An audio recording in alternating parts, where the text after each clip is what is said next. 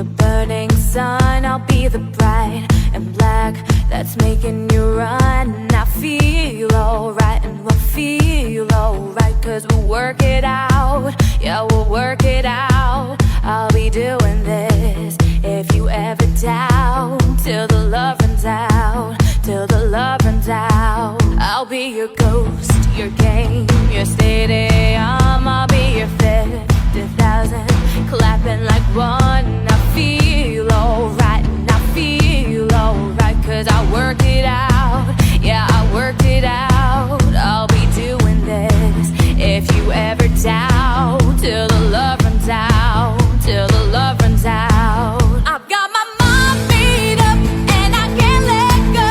I'm killing every second till it saves my soul. I'll be running till the love runs out, till the love runs out. And we'll start a fire and we'll shut it down, till the love runs out, till the love runs out. All right, you're probably hearing the cuckoo clocks going off and everything else going off right here. I'm Jerry McKee. Welcome to Prime Time. I got a special guest here. You can look at his name underneath there. His name is Alan, and I'll let Alan introduce himself. And I wonder how many is going to be out there and try to pronounce that name. Is it Villain? Is it Vanilla wafer. Vanilla Waver? No, it's Villanueva. Villanueva. Very good. Villanueva. Very well. Well, I had it written down in there as VENWAYAVA. So I'd almost had it. Yeah. I've been proud of myself. Wife especially been proud of myself. She says you really butcher some names all together. And folks, Alan is an artist. You're going to see some great pictures. Matter of fact, our background right here. No, we're not in Rome, and we're not in way back in the days where. Back in 1800s or anything like that. This is a painting that you've done. Yes. And it's so detailed, and I had to use it as our background. And so I had hung up a big sheet and said, "Hey, can you paint me a picture real quick? We need to go on air in about 15 minutes." And there it was. No, not really. Now, Alan, you were born and raised in California, right? That's right. Now, where at in California? I was born in what we would call the South Bay. So over on the West Coast, if you go down south, not as far down as Mexico, but that would be Torrance, California. Huh? And it's adjacent to Redondo Beach in the, we call it the South Bay. So it's right there on the Pacific coastline. Wow. Now, folks, you're going to see some great artwork here. And, and when a union is so should just be just jumping up and down to have this man, his talent here. And we're going to talk about his company and how you can draw like this also. And if you got the determination, and he has the skills that he can show you. And now, how did you, as a kid, how did you get into wanting to draw? I know all kids, me, I still draw like I'm 3 years old, and with little stick men and stuff like that. So what got your interest as you growing up as a child to take on this wonderful word of art? I mean, I want to say that I think most kids in my age in the early 80s, there were so many things happening on television that you would do on Saturday mornings, and it would be the Saturday morning cartoons. It would just be things like I'm a big fan of Jim Henson, and so things like Fraggle Rock was really big for me. A lot of people don't know about Fragile Rock. I mean, it was a cartoon, but it was a great learning experience. It was. It taught you math. It taught you all kind of grammar, and so it was really pretty cool. Now, I noticed that you like the Ghostbusters. That's right, the Ghostbusters too. Yes. The live action and the cartoon series. Oh, Equally. a lot of people don't realize that some of these, like Superman and all this, come out from cartoons and comic books. And now, I didn't get into Thundercats too well. Yeah, that was just one of those fantasy things that it was either a hit or a miss. But if you were captivated by it, then you were all in. And, and with your age and stuff like this is really some old school cartoons Absolutely. that came out. Uh, now, how did you like the monsters? Did you draw the monsters too? Funny enough, I have really fond memories of watching the Munsters when I was a kid with my dad, and he would make chocolate shakes, and we would watch it on the weekends together when he wasn't working. And uh, the characters, I mean, they're completely, you know, unforgettable and super funny, and the hijinks that they get into. And ironically, when I first started with my career, I actually got asked to join a team to do a TV series, which was a remake that ended up being made as a Halloween special. So I Oh, got to wow. work on a newer, modern version of it. So that was kind of neat. What was your first art that you drawn when you was a kid? What was the first thing that you said? Hey, mom, dad, because oh, you know, little like that. Mom, dad, look at this. And they always gonna say, "Oh, how wonderful, dear." I knew mine was ugly. I couldn't tell what it was. I think my mom was just so nice that even if I had done something that looked wretched, she would still be so supportive and loving about it, you know. But during the summers, they had this summer reading program over at the library right across the street from my middle school in Torrance, and it was really close to our house. And I fell in love with the Wizard of Oz books at a really Oh, young age, and I they were hardcover, and then I would just get tracing paper, so I'd read them, and then I would just trace all the John R. Neal illustrations of his quirky characters and everything he had drawn in there. And that was kind of, I would say, a really big start as to tracing and emulating this other amazing artist, this illustrator's work, and then starting to get comfortable with those shapes and that line work, and then removing the tracing paper and then getting pads of paper and kind of doing it on my own. so you start out like tracing yourself, tracing stuff like to get kind of used to the skills and then start off on like that. Now, you told me an interesting story, and it's in your bio too. In the sixth grade, now teachers, my son and daughter both are teachers. Oh, okay, wonderful. This is a good thing you can tell your students to do if they can draw. Tell that story about your sixth grade teacher, English teacher. So when I was in sixth grade, I had just started middle school, and my teacher, I had an idea from here being a part of her lectures or in her classroom, and that she seemed to have an affinity to the arts to some degree. So I had vocabulary homework every week. So I at the time had a guinea pig pet named Max, and I loved my guinea pig, and I found a way to ask her, hey, do you think that I'd be able to do my vocabulary homework that's due every Friday if I can make a comic strip where I could utilize the vocabulary words into this comic strip, and then that would be how I would do my homework instead of what everyone else had to do. And she felt that that was a pretty competent way to still show that I understood and was grasping these words. So I created this Guinea Pigs in Space, which is based off of the Jim Henson Muppet Show Pigs in Space. Now, did she keep that at work? You know, I'm hoping that she did, but I bet that's a she good did. question. I bet she did. Guinea pigs in space. We have a little girl in Cora in our church, and she's got, I think, four guinea pigs now, and she would love that guinea pigs in space. So I have to tell her that. Now, I guess you drew some of Jim Henson's little stories in there too with that, with the Muppets. It was basically just these characters that were guinea pigs that were bipedal, and they were just kind of commanding this spaceship and having hijinks and things using whatever vocab words of the week. Now you drew like I said, your guinea pigs and look at the other artists from Superman to the monsters and all. When did you start creating your own characters? How old was you when you started doing that? I would say that around maybe when I was sometime it was between 5, 6, 7 years old is when I was starting to collect comic books, Uh-huh. and I was also getting these books from the library, and then I was also tracing the characters from the comic books too.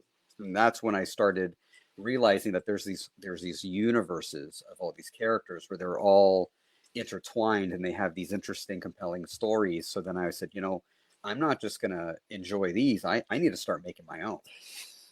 Yeah, I mean, Yeah. I thought, and I know you said some of them you made some gruesome monsters, and I can imagine your mother looking and says, telling your dad says there's something wrong with him. He's look what he's drawing. And what's funny is my 8-year-old son, he's kind of following in the same footsteps, and I'm encouraging him, but I'm just letting him kind of ride and do Let him his do own thing. his own. But I kind of have those same moments of like, oh my gosh, I hope he's, and now I'm having it. It's like a reflection of what I was probably like with my mom and dad. Yeah.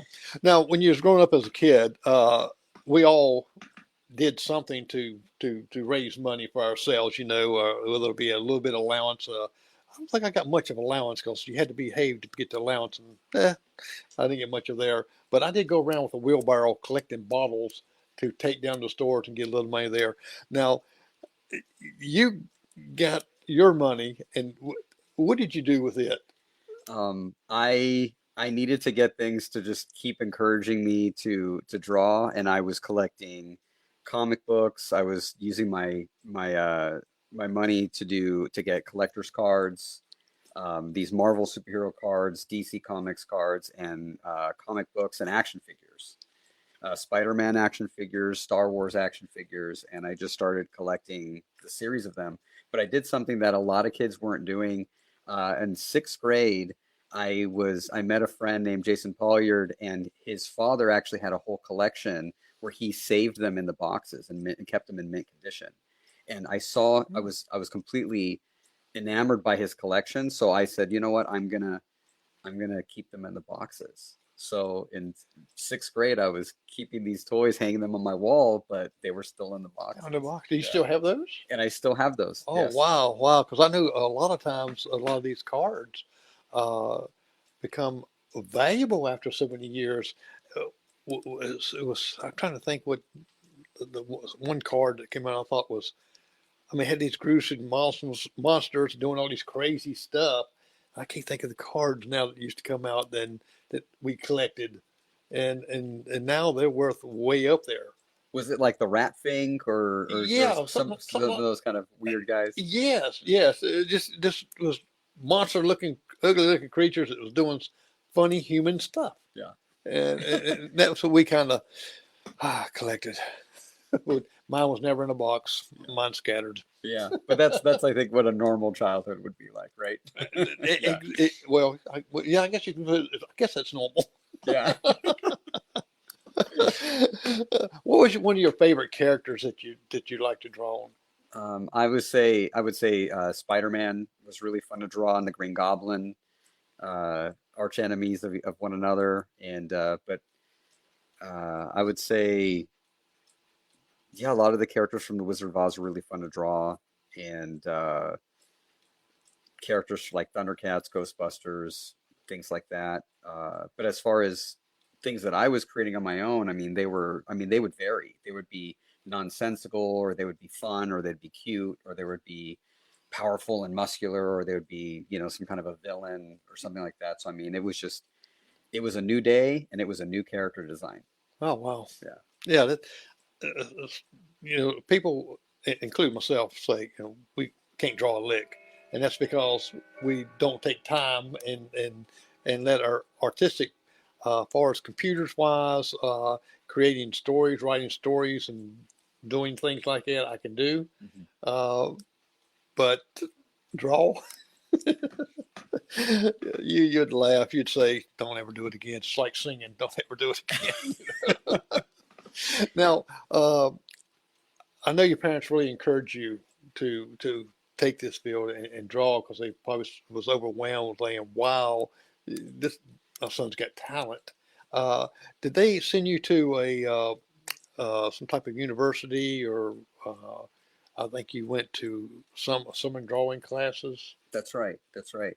I was really blessed that in our right down the road from our in our community, we had this center called the South Bay Recreation Center, and the Torrance, the city of Torrance, was had that center, and they would offer classes. I mean, they would have tumbling, they'd have ballet, they'd have drawing, they'd have. I mean, they had pretty much a lot of the things that like the YMCA also would offer too, but they also had a lot with the enriching arts, theater, things like that. And I found these classes with my mom and dad. We were going through the catalog, and the first ones that I was starting to take were cartooning classes. And cartooning is great because it was the introduction to shapes and how when you start to combine those shapes together, how that, you look. I mean, it was a lot of the classics like Bugs Bunny. It was a lot of the classics like the Yogi Bear and like Hanna-Barbera stuff too. So I mean, it was it was it was fun to get into those classes. And my teacher, Patrick Tierney, Mhm. and he actually might be listening tonight, and he was my teacher, and I'm so thankful that my mom and dad had signed me up for these classes, and Patrick was my teacher. And after I had my one class with him, I think it was all extracurriculars. This was all either after school or on the weekends during the school year, or it would be summer or a spring or a winter. And they just kept signing me up, and I'd just be like, okay, where's Patrick Tierney's name? That's the class I'm going to take. Oh, right. Yeah, Well, and you mentioned in your bio a little bit that he was a funny guy. he was. He was. So he made art the fun and get you, because a lot people, my son, he teaches, and my daughter too, and they get creative into getting the students wanting to learn. Mhm. And my son's high school students wanting to say, let's meet over here. Let's go hang out somewhere and go get supper, and we'll do like a mob. All of us go at one time, and this is in high school. They don't want anything to do with teachers, but they get creative, Mhm. and something like that. Patrick got your creative juices really, really going, Absolutely. and now, And he was super funny. So I think a part of my sense of humor being around him too kind of started to build up on that time. But also how you can incorporate a sense of humor also into your artwork and as like your artistic voice too, which I can clearly see with his. So it was really, really well, I fascinating. know it's not all like yours, kind of like the Far Side, but in a higher scale up. Yeah. Now, your newfound skills, you challenge yourself in creating new things, which led you on to a wide variety of, besides sticking with one art. And sometimes people stick with painting a fruit or painting this right here and going in that direction. Mhm. But it seemed like your skills went all over the place for different things, a very variety of things. Absolutely. Absolutely. Yeah. It was, even though it was always very character centric, I would still kind of branch out to do things because I was completely captivated by the character, but then the character had to live in a world. So what was that world like too? So then that's when and how they interact with other characters and what their disposition is.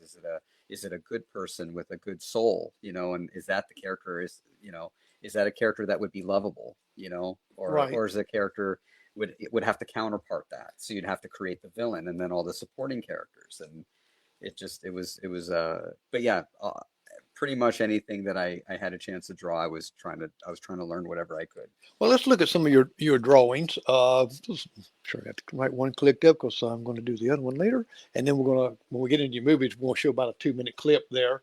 Let people see a little bit about that too. Yeah, So absolutely. let me click. Yeah, I think it is here. All right, and now this is some Army of the Dead. This is some of the characters that you've wrote for the movies. Is that correct, or is this some of this? That's correct. So this, I was very fortunate that a costume designer named Stephanie Porter had brought me on to this project. It's on Netflix. I don't know if it should still be on Netflix too, but we had to do all these zombie hunters. So it's this really fun zombies in Las Vegas. Now on the right is actually the guy, right? That's right. So so Dave Bautista, the actor, he's on the right hand side. So that's actually a movie still from the set, and then the two illustrations on the left hand side. Those were my illustrations, and the more realism that I can incorporate in them, the more you can get an approval for the illustration, which means they could build the costume. and then they could get the fittings with the actor to start wearing the clothes. Okay, let's go to this next one here. Now this is a variety. So this is interesting. I was very fortunate to work over actually with the visual development team at Marvel Studios over in Burbank, and it's a really close knit, very talented and very lovely group of men and women that work together on all of these films and TV series that Marvel Studios has been putting out.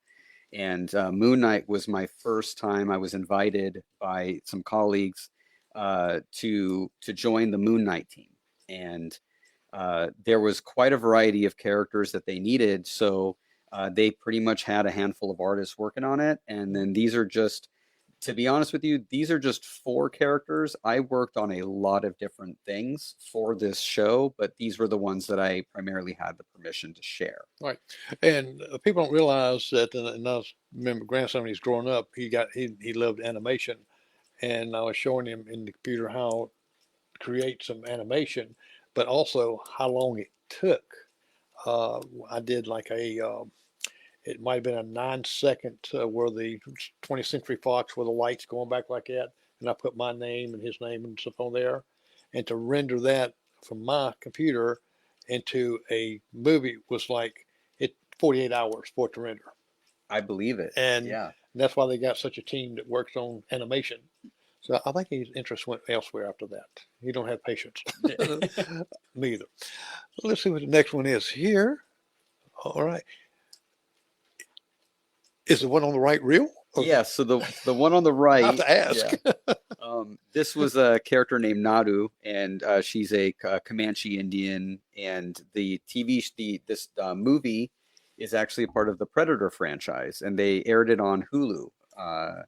I was hoping they were going to have a theatrical release because I felt like it was a very wonderful story to tell, and Mr. Trachtenberg, who's the director, had also done Cloverfield Lane, and I feel like he really knocked it out of the park. But I worked with Stephanie Porter, who also hired me for Army of the Dead, and then she had called me to work on this movie with her too, where these were a lot of her ideas. So that's another aspect of my job too, where it could vary. On Moon Knight, I had free reign to just create. That's what the task was. But in this situation, she had a very specific idea of what she was looking for, down to, I mean, historical research and staying true to the culture and this specific tribe. And these were details that she really would like to have on the costume. So I made sure that I was able to incorporate those things. And then that image on the right hand side is a still from the movie of the character. Now, when do you get to? Did they give you a script to read sometimes? On occasion, I get to read the script, and sometimes they don't give it to me. So Right. and it could be because the script is in development, or sometimes there's no time. But it's really interesting because when I'm able to read the script, then the movie's kind of ruined because then I know what happens at the end. Oh yeah. Oh well, and you've probably sworn to secrecy. You cannot say nothing. Absolutely. Yeah, we have like a whole entire Encyclopedia Britannica size of NDAs that we have to fill out. It's almost too, like HIPAA, yes, absolutely. but in the art form. And I recognize these Starfleet guys. Yes. So one of the costume designers that I work with quite a bit now, her name is Christine Beaslin Clark, a wonderful woman, hired me to join her team to work on Star Trek Picard, and she put me on Patrick Stewart on Mr. Picard's outfit, the one on the far left where he's wearing his classic suit. I guess Patrick Stewart really enjoyed seeing how he was portrayed in my illustration, so she pretty much put me on Patrick Stewart duty for the remainder of season 2. So every single time he needed a costume change for a different episode, I was the guy to do exclusively just his illustrations with his character for Wow. this series, and he was enjoying it every time. So Now, did you have to when you're drawing these? Do you have in your mind what type of fabric or what type or that they use? Because I can imagine you you don't want to put polyester on them out there sweating. Absolutely, absolutely. So a lot of the ways that that ends up happening is that they have fabrics. The costume designer and their team will gather materials, different types of fabrics and things like that that they would like to have for different costumes. Because that's Okay. a part of where I've been is the Costume Designers Guild. So that's the union that I've been a part of for Right. 14 years that allows me to work on these. And then I work under a costume designer in most of these situations where then they'll give me their input, and then I have to find a way to emulate the fabric that they give me, how it drapes. Like a wool could drape different than a silk, or a polyurethane armor would look different than a metal, right? So I have to be able, I have through my training in going to get my Bachelor of Fine Art in illustration, it actually helped train me to be able to draw different types of materials and things like So that you too. really actually you had to be able to draw this material, you had to either look, feel, or see this material to get that vision. Because how else would you get the vision unless you've seen or touched it, right? Exactly. Oh, Or okay. sometimes it's just online. You try to see different pictures of it, sometimes videos of people walking with it, and that usually helps give a better idea of what it looks like too. Wow. Now that's to me it just blows my mind because you think you just well you just draw it out and put it out there, but it's a lot to this. I've got to ask you this. Let's flash back to your high school uh, where you uh, designed your own comic book, Yes. and tell me a little bit about that comic book. So I had because I had such wonderful support from my mom and dad with encouraging me with these art classes. Uh, it really helped encourage me to keep that going, to keep that enthusiasm for it, and my passion just kept growing. And at the time, I was learning about surrealism. So I was learning about Rene Magritte, Salvador Dali, artists like that in art history, and we had to do my senior year in high school. In order to graduate, we had to do a thing called a senior project. And that was when you had to show a dedication with X amount of hours into a project. So I decided to make my own comic book where I got to go through my own visual development of creating characters, create a story.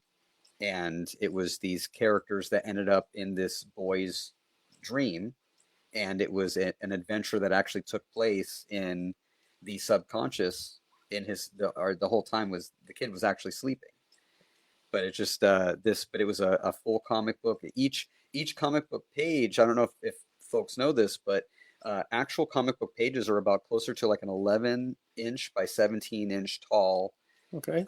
Bristol board type paper. And then that's how, when they shrunk down to the comic books that you hold in your hand, that's how they're able to get all those little details in. So I was actually able to then illustrate the whole thing on a macro level to get all those details into it. And Well, I really I, enjoyed it. I didn't know that, and I'm working printing. Yeah.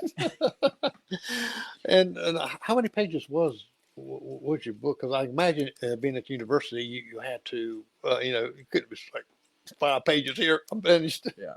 Well, this was high school. So I mean, Oh, I'm in high school, yes. this was probably only about, maybe it was like 20 pages, something Wow, like that. that's still that's, But that's I guess it's still a lot. well. I guess in writing the stories of it, did you put these? I call them little bubbles ahead of the head where they say anything, or was it kind of read underneath? Did It you? was, yeah, it was kind of like you would imagine like a normal superhero comic book kind of to be, Mhm. or like Garfield or something like that, where there's like a dialogue happening, or like Peanuts Right. comic books, things like that. So and you really had to use little short dialogues, didn't you? For each one of them to speak on each page because if you put too much word in there, then you take away the comic of it. Exactly. Oh, Yeah, okay.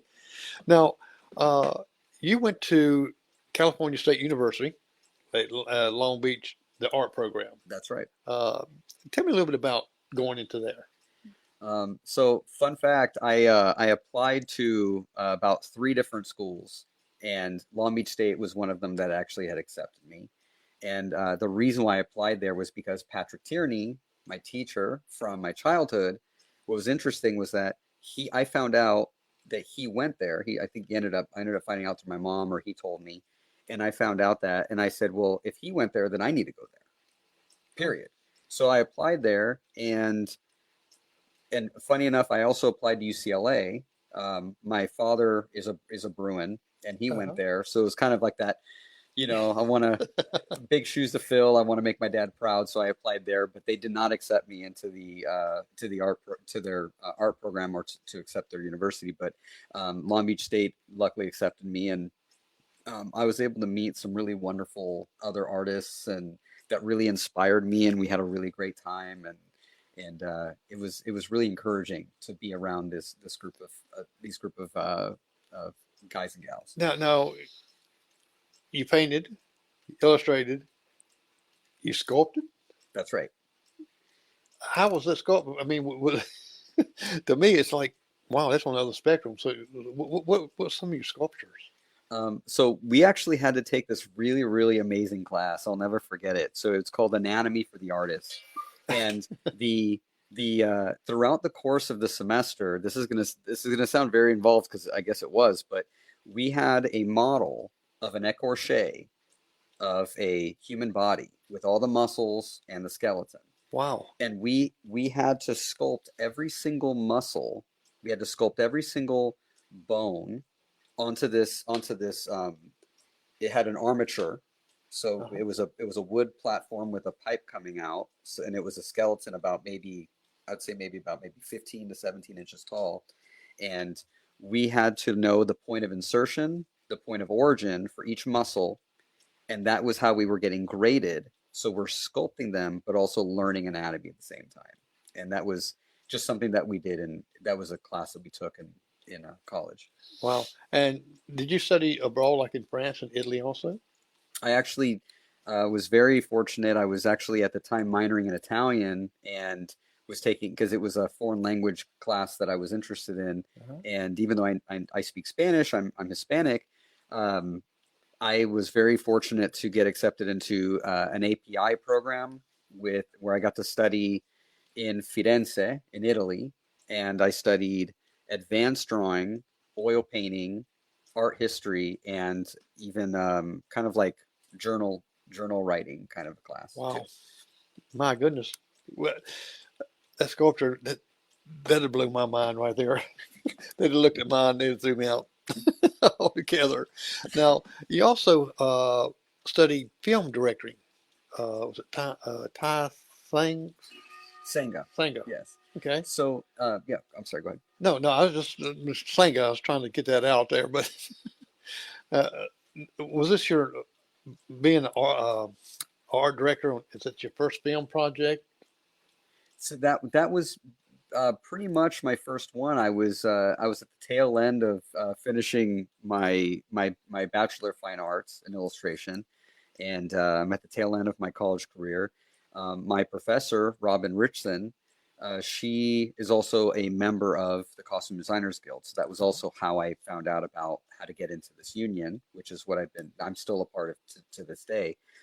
So she tells me I'm hungry. Like I'm telling her I'm hungry for work. I want to get experience. I'm being very tenacious about it, and she knew that, and I think she was very happy to hear that there Right. was someone that just was champing at the bit to do it. So she says, you know what? I have an opportunity. There's this university called Chapman University in Orange County, California. They have film students that are going to be getting their masters to graduate, but they have to create a short film as a way for them to show the mastery of their art in theater production or as a director or whatever it is that they're interested in doing. So she said, there's probably nothing that's going to happen. You're probably going to get paid you probably won't get paid at all. But at least you're going to get experience to work with an actual, student film crew, and maybe you could draw some cool stuff. Wow. So I hopped onto it. Now this was a film was and this is Hawaii. That was, I think it was called Stones. That's right. Stones. That's right. Yes. Sundance Film Festival. That it was, I guess, presented in that in 2011. Yeah, Was I would say this was in well, it was actually probably, I think, around, I want to say 2000, and it was somewhere between, I think, 2008 and 2011. Okay. Yeah. And this is kind of like a springboard to your career, right? In a way, it was because I then worked with the director Tai Sanga, he's from Hawaii and he's a fantastic guy, and I haven't seen him in a while, and I really hope that he's doing well. But he had this story based off of it was an indigenous mythological tale based off of the legends of his Hawaii, and this is based off of a lot of what they believe, which I think is beautiful. And it's about how the original inhabitants, that if the sun touched them, they would actually turn to stone. And that's why you have a lot of these stone formations that Right. look almost kind of humanistic that are on the island. And I got to do, I was doing production art, costume illustration, storyboards, environment design, prop design. He eventually, me and him were working really well together. So he then pretty much had me assist he already had technically an art director on the project already that was also graduating with him. But he Right. said, I love how you're assisting, so I'm going to have you also be an art director too Wow. to assist with that. Did you get to go to Hawaii? And then this project that supposedly nothing was going to happen, they then called me to go to Oahu, and they paid for my room and board, and we got to just film in jungles, and I got to get Oh, my hands dirty, and I learned. That crew was amazing. It was such an unbelievable experience. I got to learn about gaffing and how they do the lighting setup and hauling the really heavy equipment into oh yes. jungles. And I mean, my hat is tipped to all those individuals that have to do all that behind the scenes Uh, hard work. my head's down because I have to do it all. I'm my own roadie. Exactly. And So I yeah, understand. and I your totally lighting, just understand. like our screen behind us, if you don't get that lit up, in the right way, it's going to look horrible.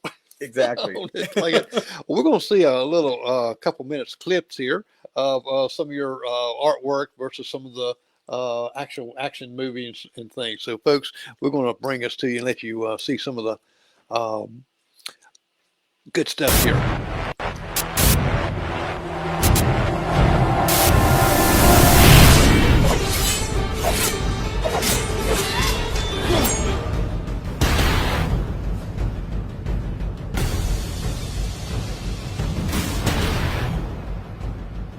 Umaya utsa.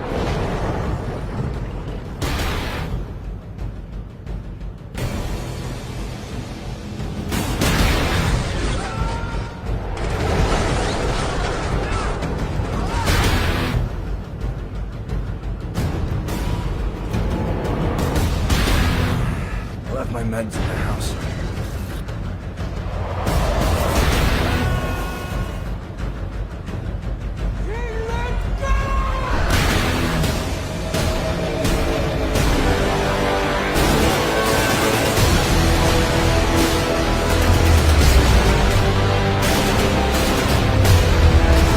We overstepped on him and he's a squirrel. Hold that thought. Looks like we have a substitution. It's Tankmaster Overspark. A very technical player. Precision.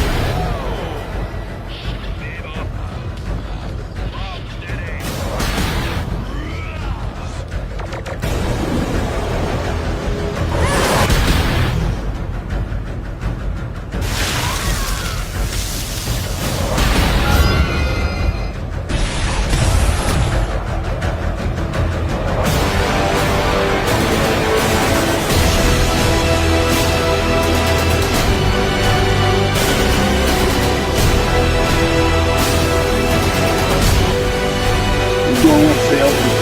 You'll have to stay here. No way out of there! Warning, temperature level exceeded.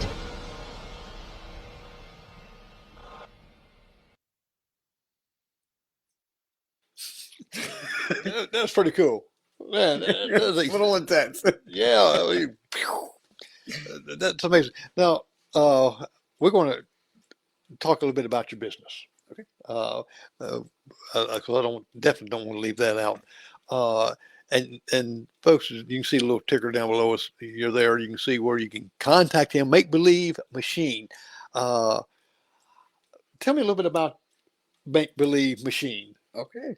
And this is right here in Union. This is in Union. All right. Maple Leaf Machines in Union. Yes, and folks, you can look underneath there. You see the website you can go to, and also the Facebook page, Make Believe Machine, and his number's there, and so you even contact him very quickly. So tell me a little bit about this Make Believe Machine. The last year or so in the film and television industry has been kind of unpredictable, and a lot of things between contract negotiations and strikes and things like that has actually left quite a lot of us unemployed. So actually, it had been probably about almost a year of me not working. The last film that I had worked on was, what year are we in? 2024. 2024. Yes. So last year, I was working on the third installment of the Tron franchise, Tron Ares, and that was the last project that I had worked on. And I was really struggling to find work, and I was even trying to find work I was applying to Costco to be a cashier. I was applying to I used to do customer service when I was a kid, and when I was younger at like Dairy Queen, and I was a busboy at an Italian restaurant. So I was starting to apply to a lot of different jobs, and I was like, I'm a father, I'm a husband, and I need to provide. Right. And but the interesting thing about it was that, I don't know, that I just kept leaning towards and at nighttime I'd put my children to bed, but I would be drawing, or I'd be always thinking about things creatively. And even though I'm spending my days applying to jobs and nothing's really panning out, the film industry is still, even though the negotiations were finalized and everything was going on, there was still really no work happening.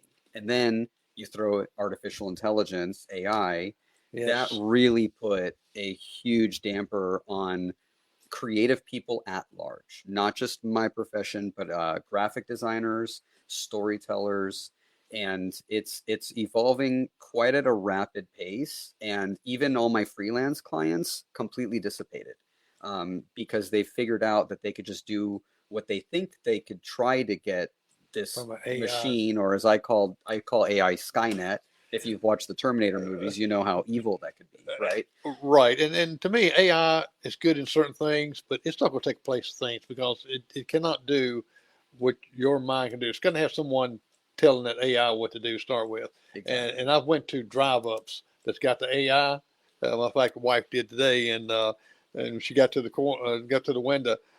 He done added, like, the AI had like $15 for a bill.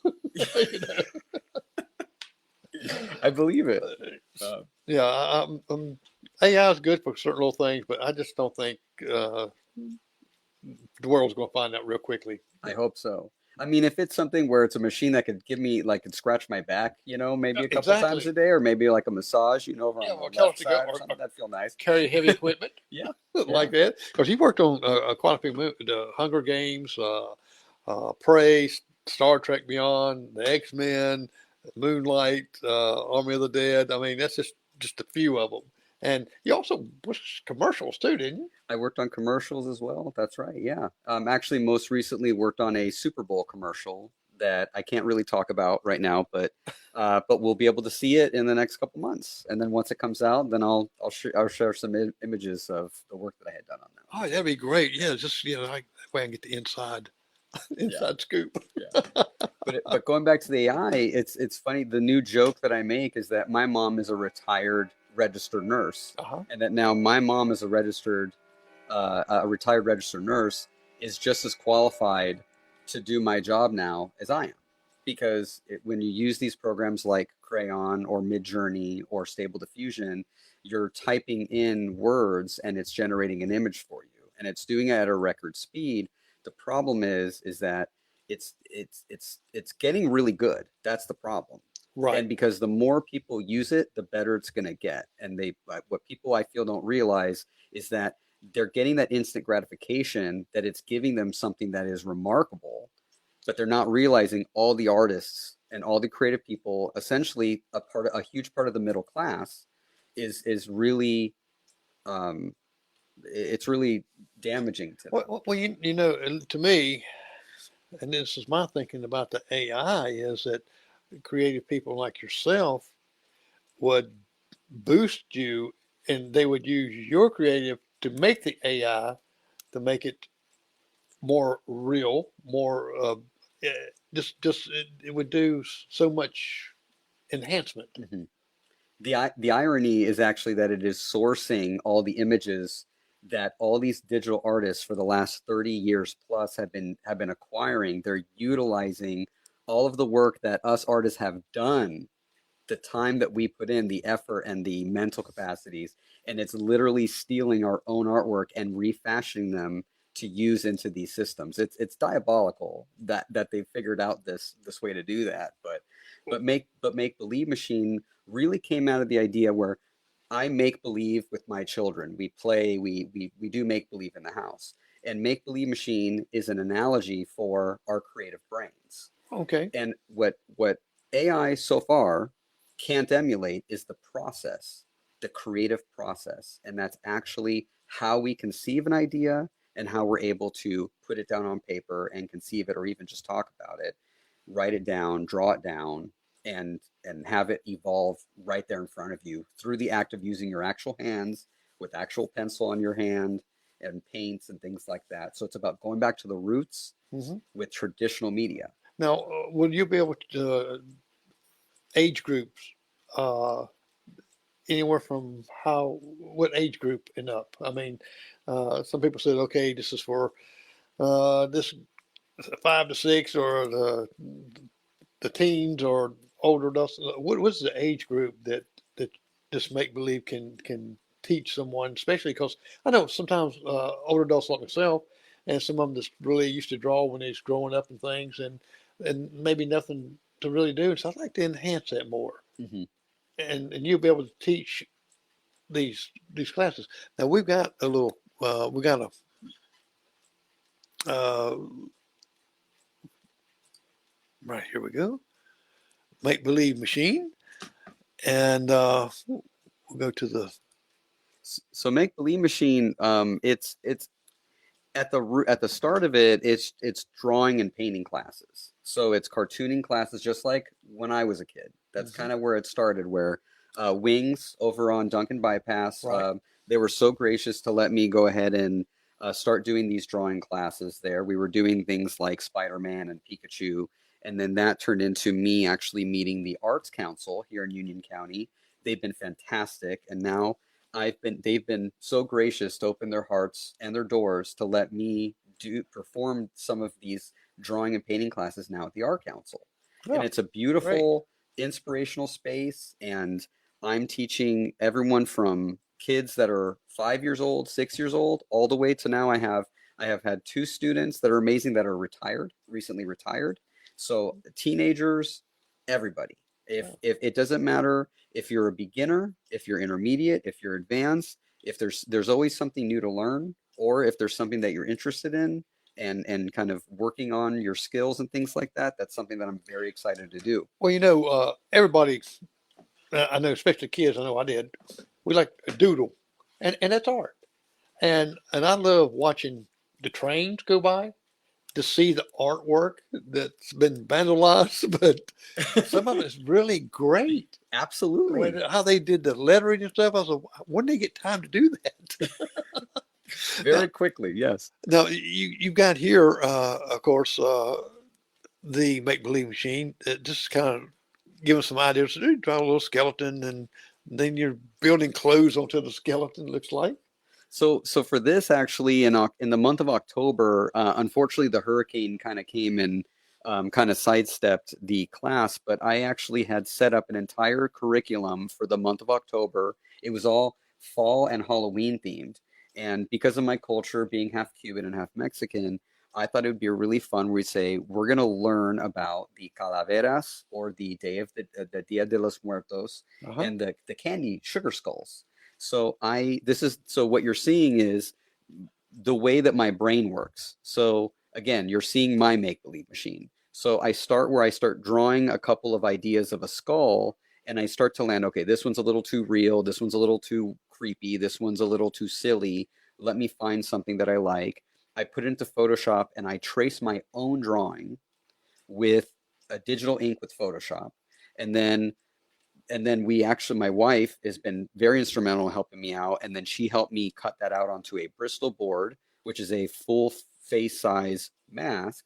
So in this particular class, it was all, I had it set up as all ages, public school. It was specifically for homeschool age because of the time zone that I had it set up. But this is not only a class that we can take, that I would be offering again next Halloween, where you can then decorate your own skull, but also teaching you about all the motifs that they would use in that culture, like candles and crosses and a lot of religious iconography and flowers and beautiful things like that. But what they represent and why you would use it, and just fill the students' minds with all this knowledge to let them just run amok and just create and have fun and make their own mask that they get to play with for Halloween time. Yeah, well, that way they not only learn how to draw, but they learn a little bit what they draw and a little history with it. Absolutely. And That's important. And then what you're seeing here is on the far left, you see a little thumbnail sketch of a I call him the juggling gingerbread guy. Uh-huh. And that was just a little sketch that I had drawn that is probably in the size of a Post-it note. And I loved it so much. And I knew that I was going to be offering these painting classes at the Art Council. I know that whoever has been attending my Make Believe Machine drawing classes, I've been very thankful for their support. And we've been doing a lot of character drawing, but I love to paint. And this is what you're seeing now is an acrylic painting, where for the month of December, we had just over on Friday, we had a great group of folks. We did it was a BYOB adults 21 and over event, but we had festive music, and I was providing some hot chocolate and coffee and things like that. And we had these pre-drawn canvases of this gingerbread guy, and I had all the acrylic paints provided, the easels, the aprons, the brushes. And not only was this particular class kind of like a paint by number kind of a thing, you could just take what you want with it. I give you this color palette, but you could really do whatever you'd like with it. And I'm also walking around and I'm providing painting techniques. Like if you want to do mixing or blending, or a dry brush, or how to do stippling to do like the sugar texture on the gumdrops and things like that. So I was kind of trying to find a way of also navigating and being in tune to every student. Every person in my class has different abilities, or they have different experiences with art. So I want to be attentive and mindful to that and respectful to that, where I'm not gonna require someone to do something that they've never done before unless they're willing to do it. And if they're willing to do it, I'm going to foster that and I'm going to encourage that. Well, I love the colors on that. I mean, it's just almost like you can eat it. You know, it's right there. The gumdrops, the candy cane, even the mint there is it's very detailed, and that makes it looks good. I was very hungry when I was making that.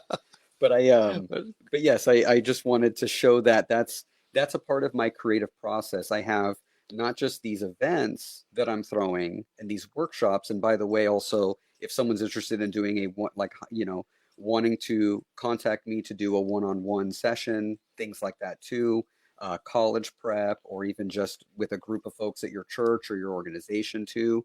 But also I'm building a lot of these things as also arts and crafts kits that are available to be purchased to do with your groups or with your children. Oh, wow. or with your friends. Now you got an event coming up actually Friday on December 27th. That's right.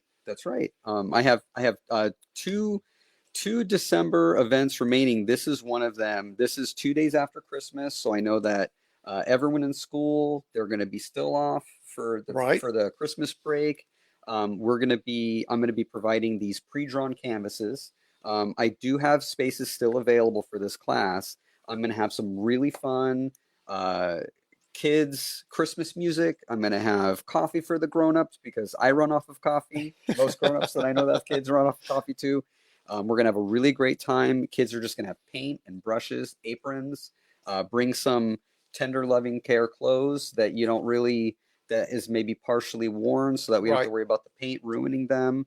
Hopefully Santa brings them some, maybe a brand new pair of, shorts or t-shirt or something like that. But this is something that I'm really excited to be able to host here in Union for really family friendly. And if you want to come and paint alongside your grandson or your daughter or friends in your classroom or things like that, I would be honored and so happy to do this with Well, folks, if you want to get in touch with him, you can look inside the this is actually video. You can read the comments and the bio I put inside. I've got his Alan's number. I've got his website, and also you can get his email there also.